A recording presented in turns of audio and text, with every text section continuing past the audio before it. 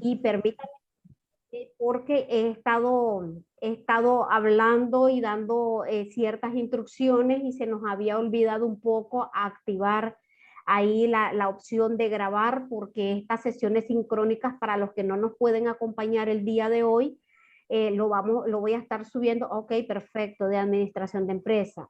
Ok, gracias, Kelly. Entonces, para los que no pudieron, digamos, dígame, Reise, así es, vamos a ir poniendo. Me Voy a ir escucho. tomando Buenas la noches. asistencia. Ok, dígame. Aló. Ok.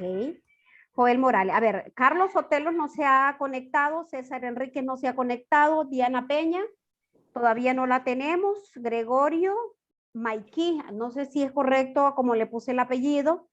Joel Morales sí lo tenemos, ¿verdad? Aquí, Joel. Exactamente. Perfecto. Kelly también la tenemos por ahí. Manuel Trejos, aquí Aló, también ¿me lo escucha? tenemos. Aquí, profesora. Sí, los escucho. Sí, te escucho, Francisco. Ah, ok, disculpe, soy Francisco Peña, de la carrera de Contabilidad Pública. Ah, excelente, excelente. O sea, que te encantan los números. Ajá, se puede decir que un poco. Ah, entonces vamos a ver qué tal. Ay, me vas a agarrar rápido, vamos a asimilar o cuidados, aquí nos apoyás, vas a estar de asistente también. Si ya Claro, con tenés, mucho gusto, profe. si ya tenés aquí ya conocimientos previos respecto a esta materia. No sé Sí. si conocen a Sin o Zen, no sé cómo se pronuncia, es de apellido Ruiz, pero no lo miro conectado tampoco. Lo que pasa es que a veces se me conectan también. Permítame que le voy a dar a Javier el acceso. Carla Ruiz no la tenemos, ¿verdad? No miro a Carla. Tengo a Francisco Peña. Ok. Tengo a Raiz. Así se pronuncia tu nombre. A ver. ¿Qué le pasó a Javier? Ya le dimos acceso, pero parece que no ha podido ingresar a la reunión. Ok. No lo miro. Veremos en el transcurso para poderles ir pasando. Ok.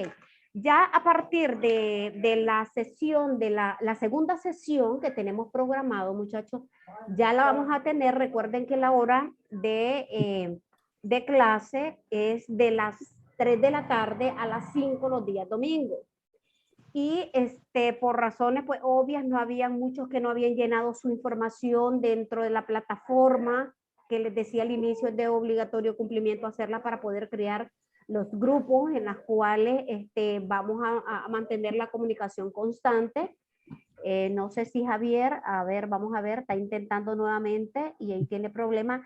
¿Quién ingresó con los números A30S? Me da su nombre para poderle poner en la asistencia. O me lo escriben en el chat también para poder ponerle la asistencia de la sesión 1 y no me quede nadie ausente de los que están acá. Ya Javier, no sé qué pasó, parece que se volvió a salir o no, cómo no, ahí está Javier ya. Ok. ¿Y a quién He tenemos? sufrido un poco. Dígame. No sé, creo que es por internet o buenas noches, disculpe, por Buenas internet o noches. bueno, pero no podía, ajá, no podía, o sea, No ingresar, pero podías, ya. usted es Javier. Sí, Javier Malki Takuchi. Ok, perfecto. Sí, debe de ser. Yo también tuve problemas al ingresar. Entonces, por favor, el último que ingresó con la letra A30S me mandan su nombre para poderle poner la asistencia. Ok, entonces ya para la segunda sesión que vamos a tener programada para el próximo domingo, entonces vamos a hacer la reunión a las 4 de la tarde, que estamos dentro del intervalo que es la hora clase. Entonces les hablaba un poco sobre la importancia de que ustedes conozcan las generalidades y conozcan los diversos derechos económicos que en materia de trabajo. El derecho de trabajo, yo sé que para muchos no es tan llamativa la asignatura como tal, pero es de gran importancia y es muy indispensable, no solamente en el quehacer o en el desempeño de las funciones propias al cargo o a la especialidad que ustedes tengan o a la carrera que vayan a sacar, porque para todos siempre es indispensable. Es indispensable inclusive para estar claro hasta qué y cómo es que ustedes van a hacer valer los derechos de una persona que ustedes contratan de forma directa para que preste un servicio en el hogar. Entonces, hay cantidades de demandas en los juzgados del trabajo y de la seguridad social de la mayoría de trabajadores que son al servicio doméstico. Cuando yo les hablo trabajadores al servicio doméstico, les estoy hablando no solamente de la muchacha asistente del hogar, les estoy hablando del jardinero, del guarda de seguridad, el jardinero, la niñera, el chofer.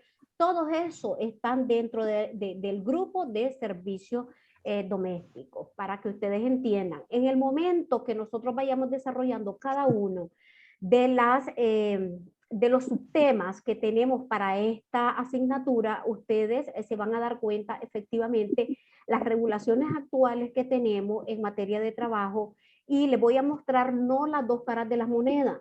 Yo les voy a mostrar las 3 hasta 4 caras de la moneda que tenemos en materia de trabajo, y eso es lo que lo hace a veces un derecho mucho más delicado y mucho más sensible.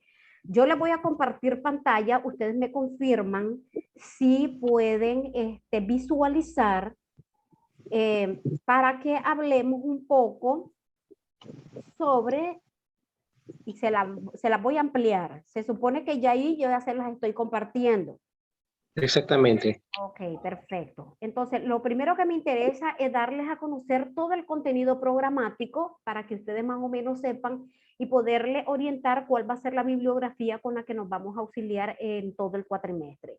No es necesario que ustedes incurran en gastos en comprar códigos, porque básicamente para esta asignatura, y ustedes que no son estudiantes de Derecho, sino de otras carreras, administración y de ciencias económicas, en el caso de contabilidad, etcétera, perfectamente pueden accesar a la mayoría de bibliografía que tenemos recomendada aquí, tanto básica como complementaria, la pueden accesar en el internet. El código del trabajo perfectamente ustedes lo pueden bajar del internet. La ley de derechos laborales adquiridos la pueden descargar del internet. Lo que es la ley de salario mínimo, que es la ley 625, también ustedes la pueden descargar del internet. O sea, que ya son libros que tienen mayor volumen y que ya por derecho de autor, ustedes si no pagan una cuota determinada, es que ya ustedes no pueden descargar, pero recuerden que ustedes tienen a la mano la biblioteca virtual de la universidad, que ahí, aunque ustedes no puedan copiar la información o no la puedan imprimir, pero sí van a tener siempre disponibles los libros para lectura. Entonces ahí ustedes se pueden auxiliar. Recuerden siempre, por favor, estar al pendiente de la entrega de las asignaciones, que de manera semanal ustedes van a tener ahí en la plataforma. Tengo un método o una costumbre de tratar de hacer trabajos que no sean de alto puntaje. Esto con dos finalidades. Uno, en el caso que ustedes por alguna razón tienen algún atraso o algún olvido, qué sé yo, involuntario, y no pudieron subir la tarea de esta semana, automáticamente recuerden que se cierra un día antes del encuentro de la sesión siguiente, o sea, de la que continúa. En el caso de ahorita, de la primera sesión, no van a encontrar tarea. Por orientaciones de la universidad, ninguna asignatura tienen tareas para la primera semana. Esto para darles chance a que los estudiantes que todavía están en este proceso y según calendario académico estamos en el proceso de inscripción, puedan hacerlo todavía en esta semana y puedan ya para la sesión número 2 ya estar activos y puedan cumplir también con las asignaciones. Entonces, para no perjudicar a estos muchachos que por alguna razón no pueden, a veces es por dinero, que no han podido tal vez matricular sus clases y no tienen acceso a la plataforma, entonces no tengan este problema, porque recuerden que como esta clase dominical, el día sábado a medianoche se les está cerrando la plataforma para poder entregar las tareas.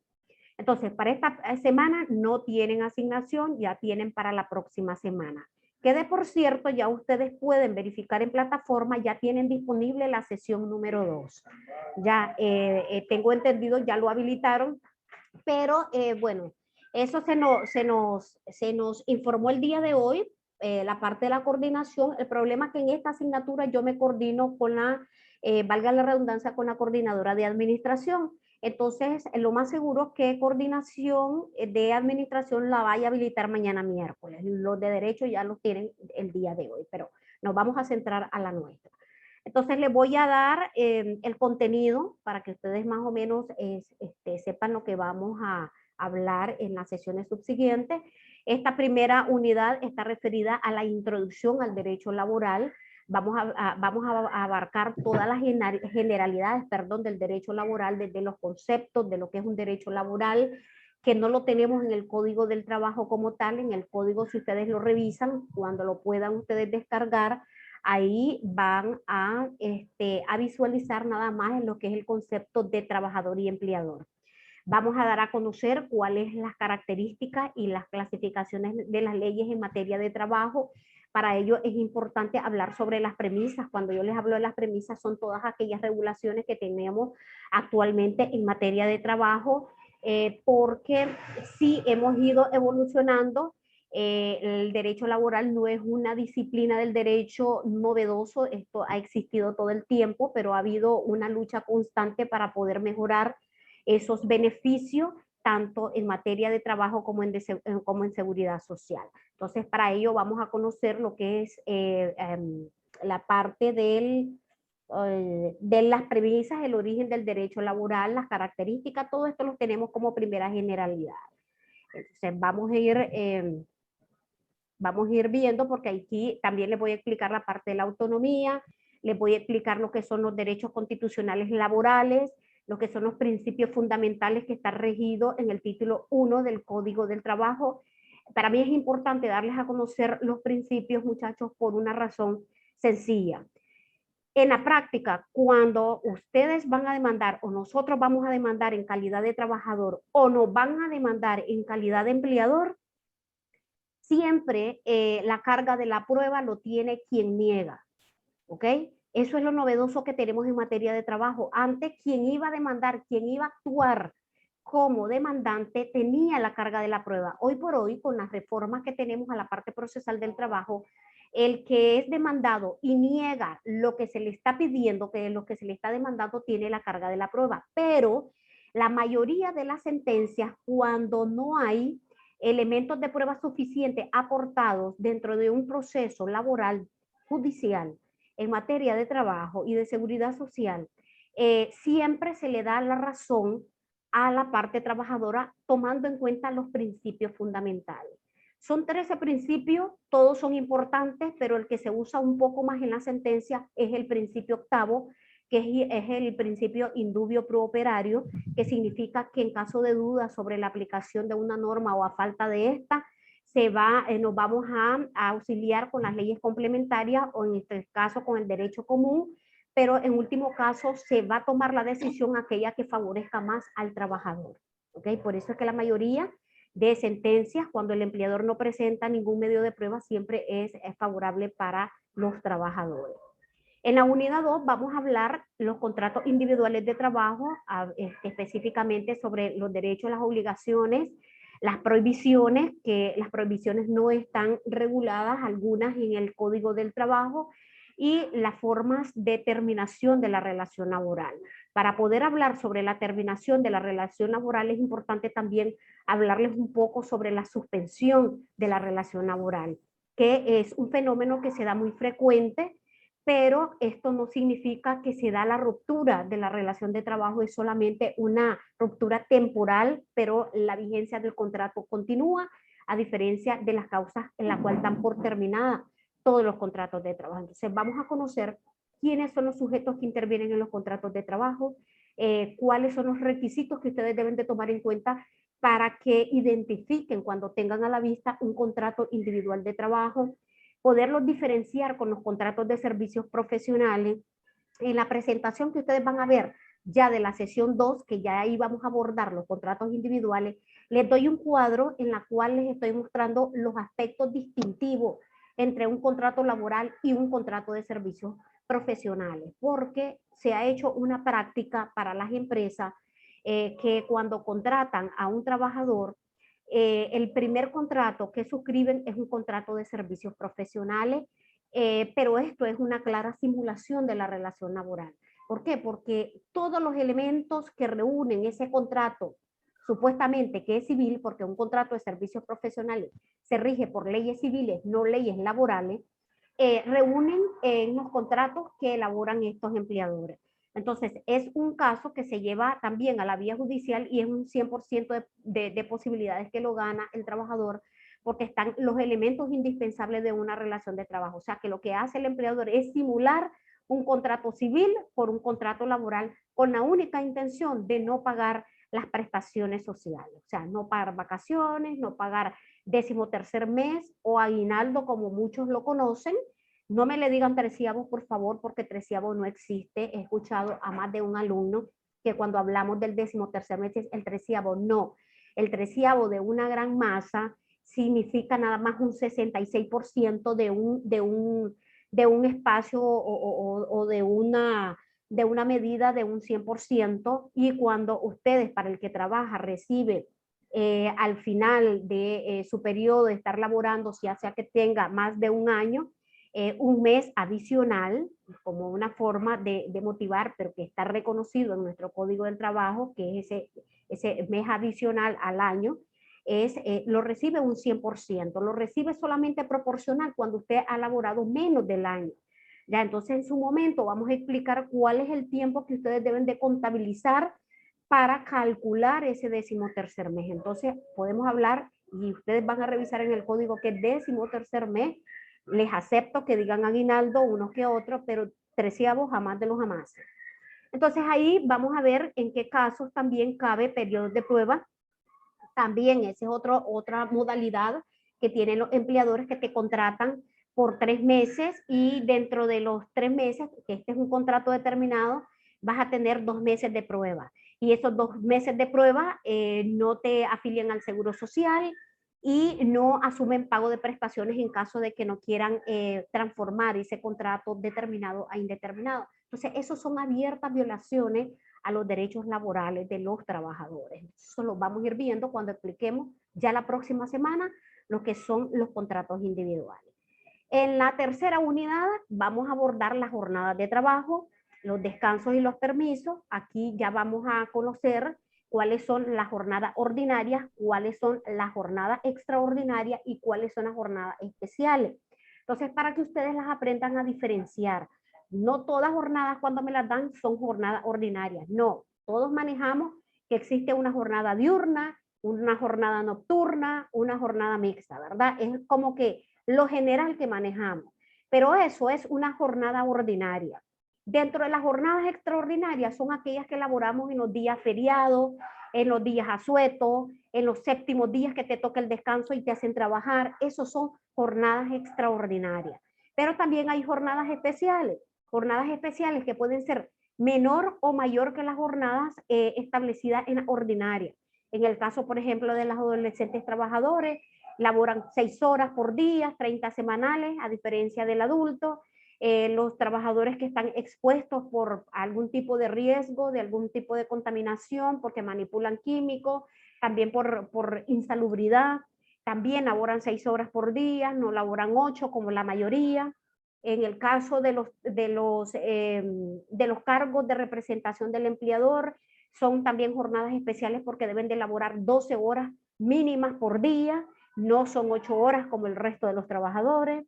Y así sucesivamente vamos a ver cuáles son esas jornadas especiales. En el caso, cuando les decía al inicio de la sesión, que los trabajos de servicio doméstico va a ir en dependencia si lo que vas a pactar con el empleador es salida diario o con dormida dentro. En el caso de que vayan a pactar salida diario, la jornada debe ser cualquiera de las 3 que están dentro de la ordinaria. Pero si es con dormida dentro, ya es una jornada especial, porque el trabajador al servicio doméstico con dormida dentro debe de elaborar mínimo 12 horas por día. Entonces, ahí vamos a ir viendo todas esas especificaciones cuando vayamos abordando la parte de la jornada y aprender a calcular las horas extraordinarias. Y para los que ya conocen y ya saben cómo hacerlo, pues simplemente pues refrescar un poco la manera de cómo calcular. Dentro de esta misma tercera unidad tenemos incluidas vacaciones. Son muy pocos artículos que tenemos en el Código del Trabajo en cuanto a las vacaciones, son alrededor de 10 artículos nada más. Está desde el 74 al 84 del Código del Trabajo, porque posteriormente viene todo lo que es salario. Entonces, en las vacaciones vamos a ver efectivamente qué es lo que se interrumpe cuando usted está de vacaciones. En el caso de que usted se enferma, qué es lo que prima, suprime el subsidio, prima las vacaciones, qué es lo que se interrumpe, qué es lo que se puede reprogramar, quiénes gozan de vacaciones, cuánto acumular de vacaciones, de dónde sale el factor que nosotros utilizamos para ir calculando y para ir acumulando los 2.5 que todos manejamos. La mayoría que trabajan sabe que acumulamos 2.5 días al mes en concepto de vacaciones. Entonces, ¿de dónde se desprende? ¿De dónde sale? Entonces, vamos a ir viendo eso y vamos a aprender a calcular vacaciones. Hay cantidad de formas, muchachos, de calcular vacaciones, de calcular aguinaldo o 13º mes, de calcular la indemnización por tiempo laborado, pero yo les voy a enseñar 3 formas diferentes, ¿ok? 3 formas diferentes, cualquiera de las 3 maneras que ustedes utilicen va a ser válida porque al final, pues el resultado en 2 de ellas siempre da igual. La diferencia, yo siempre les pongo nombres y apellidos y ustedes como alumnos se me ríen, porque yo les digo, tienen 3, ya les puse nombre, ya los bauticé. Uno es el modo de los contadores, ahí vamos con Joel, ¿verdad? Que es al estilo de los contadores, cómo calculan. El otro es la forma del MITRAP, la manera como los inspectores laborales calculan estas prestaciones, y la tercera es la forma de los sindicalistas. ¿Ok? Entonces hay 3 formas distintas de calcular, vamos a ver cuál es la más conveniente. Es lógico que depende de quién es el que va a ir a demandar, utiliza la manera y la forma de calcular que le considere a bien. En la unidad 4 vamos a abordar lo que son los salarios. Dentro de los salarios vamos a ver las medidas de protección del salario, vamos a conocer la diferencia con el salario mínimo, vamos a establecer cuáles son los salarios ordinarios y cuáles son los salarios extraordinarios que en relación con las jornadas también van a ir en dependencia si es un salario ordinario, si es un salario extraordinario, porque cuando estamos hablando de salarios extraordinarios, cuando, por ejemplo, a usted le dan algún tipo de bonificación o incentivo en un mes, o bien usted hizo con acuerdo del empleador no descansar las vacaciones, sino que hubo un acuerdo de parte de que se las dieran pagadas. Entonces eso también entra en nómina, entra en las planillas y son ingresos extraordinarios que están sujetos a retenciones de ley. En el caso que vamos a ver legislación laboral, lo vamos a hacer sin retenciones de ley, ¿ok? Porque el tiempo no nos daría.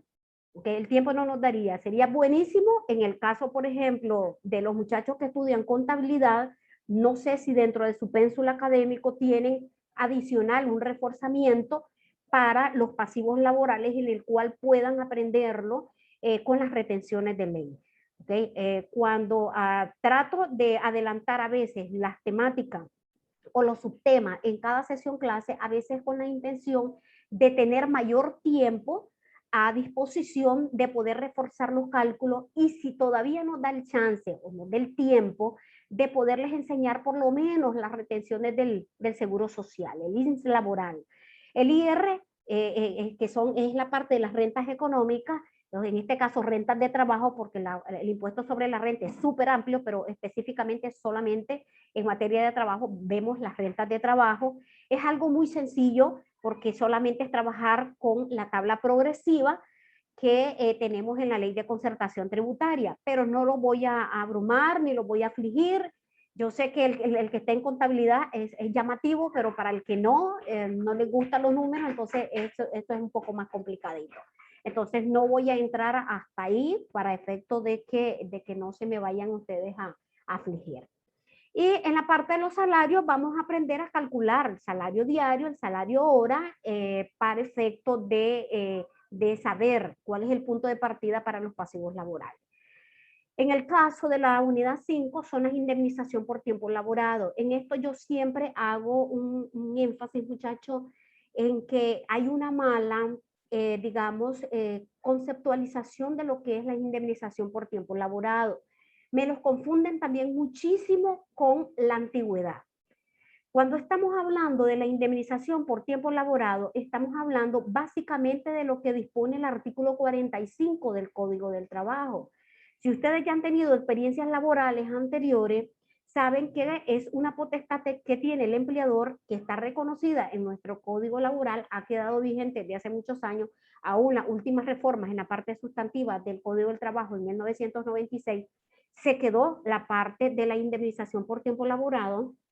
Es una retribución, es un reconocimiento que el empleador debe de hacer al trabajador por haberlo despedido sin causa justa y de manera inmediata. O sea, no te dé el aviso, porque con esas reformas del 96, el preaviso de parte del empleador para el trabajador desapareció. O sea, se abrogó esa norma en la cual era obligatorio que los empleadores pusieran en conocimiento a los trabajadores previo el despido, la notificación con antelación sobre la finalización de la relación laboral. Solo quedó viva la obligación del trabajador de dar su preaviso de ley, que lo tenemos en el artículo 44 del Código del Trabajo.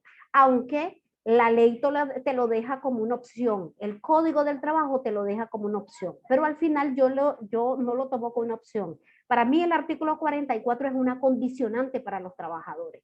Condicionante, ¿por qué, muchachos? Mire, está dando la medida de los últimos 10 minutos, pero recuerden que cuando se nos cierre, nos volvemos a ingresar nuevamente con el mismo link, porque el tiempo es de 1 hora.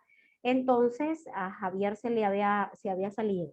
Ok, entonces, para poder complementar el resto del tiempo, tenemos que ingresar nuevamente, ¿ok? Para también después verificar la asistencia y que nadie me quede fuera el día de hoy.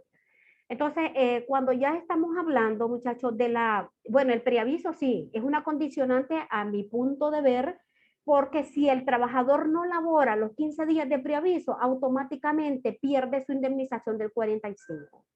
Solamente recibe el pago de vacaciones y el pago del 13º mes o el aguinaldo que ustedes le llaman.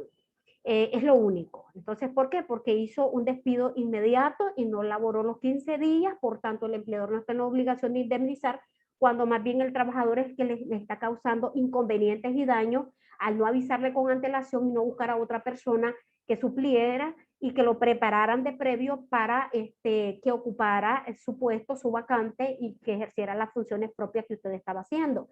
Entonces, por eso deslinda de responsabilidad al empleador. Entonces, esa es la indemnización por tiempo laborado. La indemnización por tiempo laborado es un derecho que se reconoce hasta que finaliza la relación laboral. En cambio, la antigüedad es un derecho que se le reconoce a los trabajadores cuando es activo, no cuando no está activo. O sea, por eso es que dan una mala, digamos, referencia de lo que es la indemnización y lo que es la antigüedad. La antigüedad es el porcentaje de incremento anual que el empleador de manera voluntaria reconoce a los trabajadores. Y decimos voluntaria porque en el código no está incluida. Entonces es una prestación que si el empleador se la reconoce a un trabajador, automáticamente se los tiene que dar a todos los trabajadores de la empresa. Y una vez que te lo da, ya no lo puede quitar, porque solamente en materia laboral tenemos una ley de derechos adquiridos, que ya les hice referencia, que era la 516.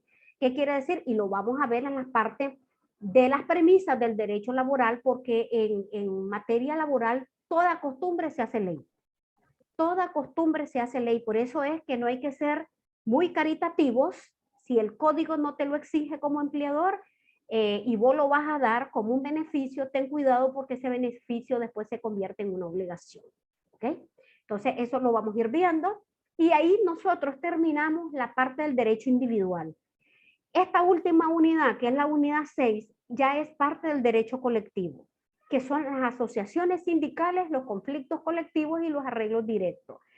Aquí básicamente es conocer qué son los sindicatos, cómo se constituyen los sindicatos, clasificación de los sindicatos, ante quién tenemos que hacer el proceso de legalización o inscripción de un sindicato, cuál es la autoridad competente para inscribirlo, cuál es la autoridad competente para disolver un sindicato, que no es la misma.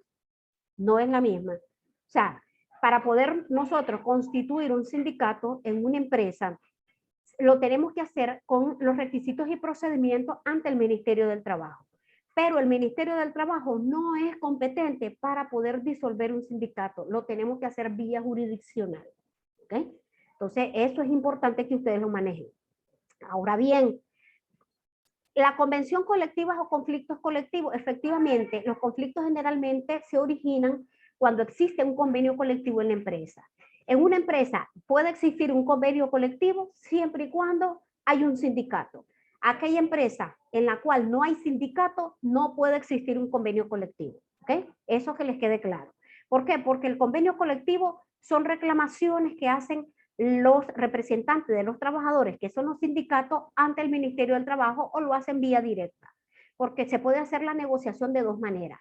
¿Okay? O se lo proponen al empleador, se sientan a negociar el pliego de peticiones, que si una vez que se aprueba se convierte en convenio colectivo, o bien si el empleador no se quiere sentar a negociar el convenio colectivo, ellos pueden optar en irlos a presentar al Ministerio del Trabajo, y el Ministerio del Trabajo, como tercero imparcial, procede a dar el inicio en negociación del convenio. Ahí no le están preguntando al empleador si se quiere sentar a negociar. Es de obligatorio cumplimiento que se sienten a negociar. Y si no se sienta a negociar, se da por autorizado el convenio colectivo en todos los términos propuestos por los sindicatos. Entonces, en esto es importante y básicamente eso sería el contenido que vamos a desarrollar en esta asignatura de legislación laboral, muchachos. ¿Qué les parece? Se los traté de decir rápido para, mire que solamente se los expliqué así, como carreta en bajada, como decimos al buen nicaragüense, ¿verdad? Veloz. Pero hablo muy rápido, pero ya para irles explicando ya cada subtema, pues voy a ir un poquito más pausadita para que ustedes puedan asimilarme y puedan ustedes hacer sus preguntas y podamos retroalimentarnos. Cuando yo les digo retroalimentar es que perfectamente ustedes pueden pedir la palabra en cualquier momento de que yo esté hablando, que no esperen hasta el final porque a veces se les olvida y si no lo anotan, peor todavía. Entonces ustedes pueden ir levantando así sus manitos o pueden ustedes habilitar su micrófono perfectamente y pueden hacer las preguntas que consideren a bien. ¿Okay? Entonces, ¿qué les parece el contenido? Bastante claro. ¿Ok? Bastante claro. ¿Atractivo, Claro. aburrido o están afligidos o qué les parece? No, bastante interesante, la verdad. Ah, ok. ¿Y Javier qué dice? Está muy importante toda la información que brinda, profe, porque, o sea, hay mucha información que muchos desconocemos y así como usted lo mencionó, dijo, o sea, lo explicó en como carreta en bajada, Sí. pero se logra entender más o menos el punto donde usted quiere llegar, que es aquí, o sea, para que nosotros logramos conocer todos nuestros derechos, tanto como colaboradores, igual como el empleador. Así es, así es. Y Sí, recuerden, a pesar de ser bastante general, es bastante claro también. O sea, abarca lo suficiente como para comprender muy bien los términos. ok. Voy a tratar siempre de usar un léxico no jurídico, sino un léxico que sea de fácil comprensión también, porque sé que a veces cuando estoy hablando utilizo palabras en jerga que no es conocido por ustedes.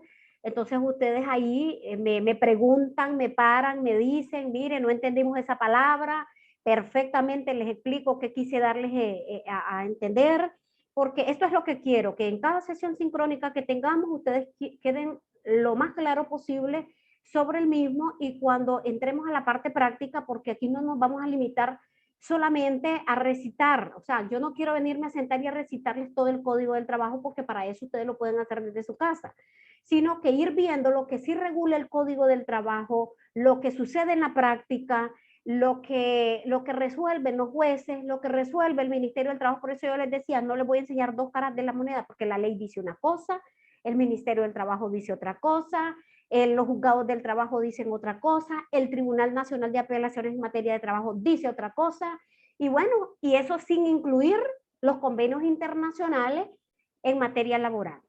Entonces, ya como pueden ver, hay hasta más de 4 caras, entonces a veces no hay homologación de criterio, desgraciadamente en algunos casos particulares, cuando debería de existir, y el Poder Judicial, así como las instancias administrativas, específicamente el Ministerio del Trabajo, deben de tener efectivamente una aplicación correcta y generalizada sobre cada una de estas prestaciones, y a veces también esto a falta de claridad o porque en un lugar te dicen una cosa o porque en una delegación del MITER te dicen otra cosa, entonces a veces el trabajador no sabe qué hacer o a veces el mismo el empleador no sabe qué decisiones tomar. y si se buscan asistencia de un abogado que no es laboralista, que puede ser civilista o penalista, peor todavía porque no maneja la materia laboral o lo novedoso que tenemos en materia laboral, muchachos, porque esto vive surgiendo. La jurisprudencia como fuente del derecho laboral, hoy por hoy se está, digamos, posesionando de un lugar muy importante, porque si antes decíamos que el trabajador no se le podía deducir el periodo de carencia, ya hay una sentencia de este año reciente de la Corte Suprema de Justicia que dice que perfectamente el empleador puede asumir esos 3 días, cuando el Código del Trabajo no establece nada, cuando la Ley de Seguridad Social no establece nada. Otra jurisprudencia novedosa que tenemos, que ahora los empleadores pueden perfectamente disminuir sus jornadas hasta día viernes, y los días sábados se los da cuentas de vacaciones, y eso ya se los está permitiendo la autoridad judicial competente, cosa que antes no podían alargar efectivamente jornadas diarias de trabajo con la finalidad